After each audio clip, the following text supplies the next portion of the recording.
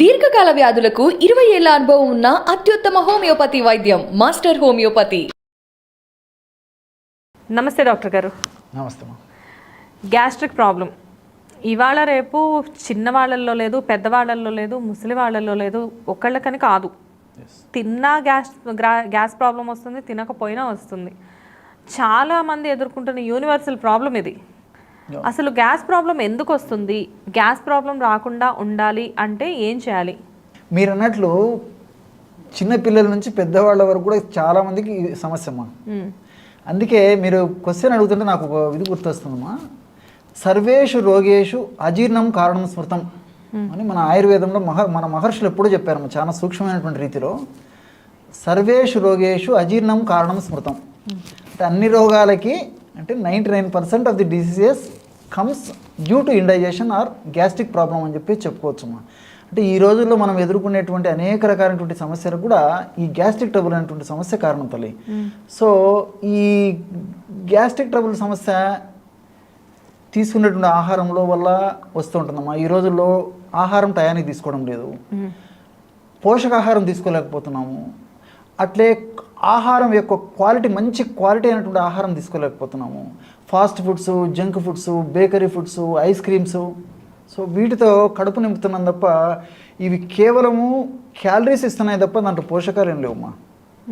దీనివల్ల ఏమైతుందంటే భవిష్యత్తు కాలంలో ముందు ముందు ఒబెసిటీ రావచ్చు, అదేవిధంగా షుగర్ రావచ్చు, తర్వాత బీపీ రావచ్చు, హార్మోనల్ ప్రాబ్లమ్స్ రావచ్చు, ఆడవాళ్ళకైతే ఈ పీసీఓడి ప్రాబ్లమ్స్ రావచ్చు. ఒక్కటి కాదమ్మా, నంబర్ ఆఫ్ డిసీజెస్కి ఇదే కారణం అవుతుంది. చాలామందికి తెలియక ఎప్పుడైతే ఈ ఆహారంలో పొరపాటు జరిగిపోతుందో, అంటే తెలిసి తెలియక అవగాహన లోపం చేత విచక్షణ రాహిత్యంగా అనివార్య కారణాల వల్ల ఎప్పుడైతే ఆహారాన్ని సక్రమంగామైనటువంటి పద్ధతిలో మనం తీసుకోలేకపోతున్నామో, that is one of the main reason అమ్మా ఈ గ్యాస్ట్రిక్ ట్రబుల్కు.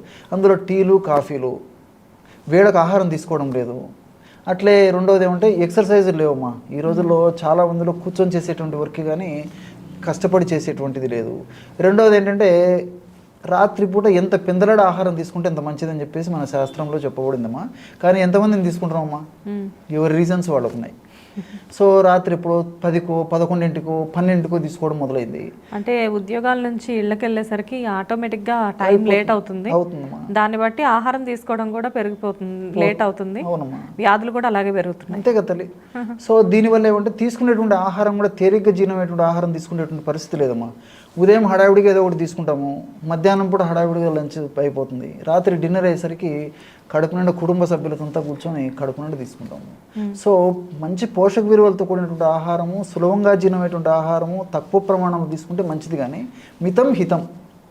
మితమైనటువంటి ఆహారం హితంగా ఉంటుంది తప్ప అమితమైతే అమితమైనటువంటి వ్యాధులు వచ్చేస్తాయి. సో చాలామందికి తెలియదు, లేట్ ఆహారం తీసుకోవడం కూడా ఈ గ్యాస్ట్రిక్ ట్రబుల్ కారణము. వీటన్నిటికి తోడు రాత్రిపూట 1 గంటకో 2 గంటకో పడుకునేటువంటి రోజులు వచ్చాయమ్మా.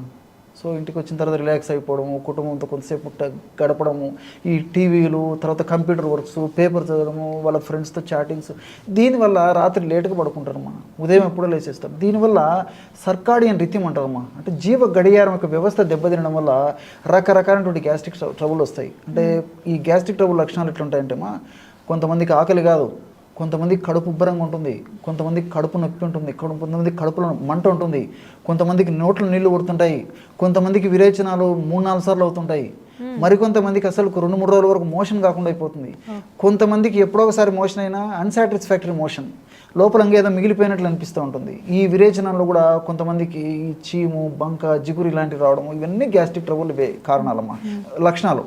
రెండోది ఏంటంటే వీటి వల్ల తెలిసి తెలియకమ్మా చాలామందికి ఈ గ్యాస్ట్రిక్ ట్రబుల్ వల్ల కొంతమందిలో ఈ నడుము నొప్పులు, మోకాళ్ళ నొప్పులు, మెడ నొప్పులు, తల నొప్పులు, భుజం నొప్పులు ఇవన్నీ వస్తుంటాయమ్మా. గ్యాస్ట్రిక్ ట్రబుల్ సమస్య తగ్గిపోతే కానీ తగ్గవు. ఇప్పుడు మనం ఏం చేస్తామమ్మా, ఏదైనా నొప్పింది, నడుము నొప్పింది, షాప్కి వెళ్ళడము, లేకపోతే మన ఫ్రెండ్ చెప్పాడను, లేకపోతే ఎవరైనా చెప్పాడను, డైరెక్ట్ మాత్ర వేసేసుకుంటాం. తాత్కాలిక ఉపశమనం కలుగుతుంది కానీ గ్యాస్ట్రిక్ ట్రబుల్ సమస్య తగ్గండి అది తగ్గదమ్మా. సో గ్యాస్ట్రిక్ ట్రబుల్ సమస్య తగ్గినప్పుడే ఈ సమస్య తగ్గిపోతుంది. సో ఇలాంటి వాటి కోసం అని చెప్పేసి చాలామంది రకరకాల మందులు వాడుతుంటారమ్మా. ఓమెప్రజోల్ అని, పెంటాప్రజోల్ అని, ర్యామిప్రజోల్, లెసినాప్రజోల్ అని చెప్పేసి, ర్యాబిప్రజోల్ అని చెప్పేసి రకరకాల మందులు వాడుతుంటారమ్మా. వైద్యుల పర్యవేక్షణలో అవసరాన్ని బట్టి, పరిమితిని బట్టి కొన్నాళ్ళ పాటు వాడుకుంటే మంచిది. కానీ మరి వైద్యుల పర్యవేక్షణ లేకుండా వైద్యులు ఏదో కొన్నాళ్ళు వాడమని చెప్తే వీళ్ళు ఇంకా లైఫ్ లాంగ్ కొనసాగించేటువంటి పరిస్థితి ఉండడం వల్ల క్రమక్రమంగా తెలియని జబ్బులు కొన్ని అయితే తెలిసిన జబ్బులు ఎన్నో వస్తుంటాయమ్మా. సో ఇది ఏమాత్రం క్షేమదాయకం కాదు. వీటన్నిటికి కూడా బ్యాక్ టు నేచర్, ప్రకృతి మన గురువు. సో ప్రకృతిని ఫాలో అయితే ప్రాబ్లమ్స్ ఉండవమ్మా. సో ఈ నియమాలు పాటించడం చాలా చాలా మంచిది. అనివార్య కారణాల వల్ల ఒక్కోసారి తప్పని పరిస్థితుల్లో ఈ నియమాలు మనం ఉల్లంఘించినప్పటికీ మంచి మంచి మందులు కూడా ఉన్నాయమ్మా. సో మీకు ఫర్ ఎగ్జాంపుల్ మంచి రెమెడీ చెప్తాను చూడమ్మా. గ్యాస్ట్రిక్ ట్రబుల్కి ఎంతోమంది సఫర్ అవుతుంటారు. మీరు మంచి ప్రశ్న అడిగారు. ఉదాహరణకి వాము తెలుసు కదమ్మా, వాము, అజవాయిన్ అంటారు, ఓమము అంటారు, ప్రతి చోట దొరుకుతుందమ్మా. సో వాము తర్వాత నల్ల ఉప్పమ్మా, బ్లాక్ సాల్ట్ అంటారు. బ్లాక్ సాల్ట్ అనేది సాల్ట్లో సైంధవ లవణము, సవర్చ లవణము, సముద్ర లవణము, బిడా లవణము, ఇట్లా రకరకాలు ఉంటాయమ్మా. ఇది మన జనాలకు కన్ఫ్యూజ్ అయిపోతారు. బ్లాక్ సాల్ట్ నల్ల ఉప్పు, నల్లగా ఉంటుందమ్మా ఉప్పు. దాన్ని ఈజీగా పౌడర్ చేసుకోవచ్చు. మనకు డిపార్ట్మెంటల్ స్టోర్స్లోను, ఆయుర్వేద ఔషధ విక్రయశాలలోను, పచారీ కొట్టలు కూడా దొరుకుతుందమ్మా. ఈ రోజుల్లో కామన్గా దొరుకుతుంది. ఆన్లైన్లో కూడా తెప్పించుకోవచ్చు. సో బ్లాక్ సాల్ట్ పౌడరు మనకు దొరుకుతుంది, గడ్డల రూపంలో కూడా దొరుకుతుందమ్మా.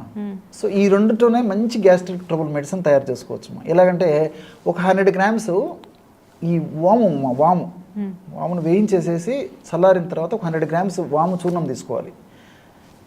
25 grams బ్లాక్ సాల్ట్ పౌడర్, ఈ రెండు కలిపేసి మిక్సీలో వేసేసేయండి అమ్మా. 100 grams వాముకి 25 grams black salt, that is the ratio. మిక్సీలో వేసేస్తే మొత్తం కలిసిపోతుందమ్మా. దాన్ని అలాగైనా వాడుకోవచ్చు, లేకపోతే జల్లి పట్టైనా వాడుకోవచ్చమ్మా. ఒక 1/2 teaspoon మార్నింగ్ ఆహారం తీసుకున్న తర్వాత ఒక 10-15 నిమిషాల తర్వాత ఒకసారి, రాత్రి ఆహారం తర్వాత ఒక 10-15 నిమిషాల తర్వాత ఒకటి సరే ఒక 100 ml వాటర్తో ఇఫ్ పాసిబుల్ గోరువెచ్చని నీళ్ళు, అది కాకపోతే కాచి చల్లార్చిన నీళ్ళు, అది వీలు కాలేదనుకోండి మామూలు టెంపరేచర్ వాటర్ అమ్మా. Fridge water, ice water, cold water అవుతుంది, మామూలు టెంపరేచర్ వాటర్ అని సరిపోతుంది. జస్ట్ ఒక 1/2 teaspoon అందులో వేసుకొని తీసుకుంటే ఇప్పుడు నేను చెప్పినటువంటి వివిధ రకాలైనటువంటి గ్యాస్ట్రిక్ ట్రబుల్ సమస్యలు తగ్గిపోతాయి. ఈ నొప్పులు కూడా తగ్గిపోతాయమ్మా.